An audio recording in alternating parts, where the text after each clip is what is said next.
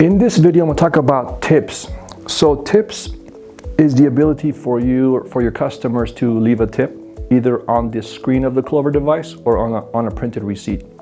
But in this particular video, I'm going to talk about online tips. So your customers can leave a tip online. So how do you go about doing that?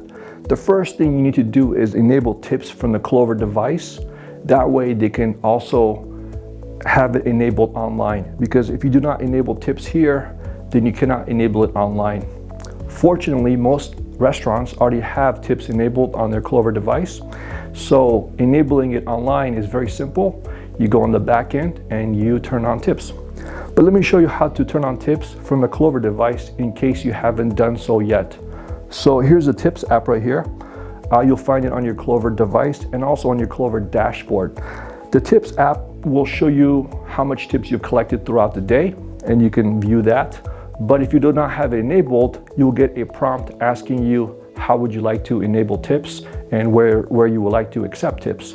In other words, it'll ask you, would you like to receive the tips on the screen?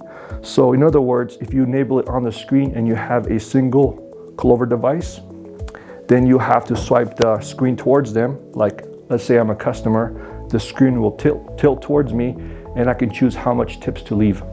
If I do not wish to leave a tip on the screen, or if you do not wish to have your customers leave a tip on the Clover device or on the Clover Mini attached to it, then they can leave a tip on the printed receipt.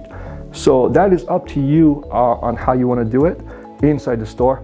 But online, obviously, there's no receipt printing out, so they leave it on the website or on the branded app, and there is a tip column there. Another thing you can do when asking or requesting a tip is to choose a default tip. So you can make the default tip 10%, 15%, 25%, 12%, whatever number you decide. You can actually choose a default tip for your online orders.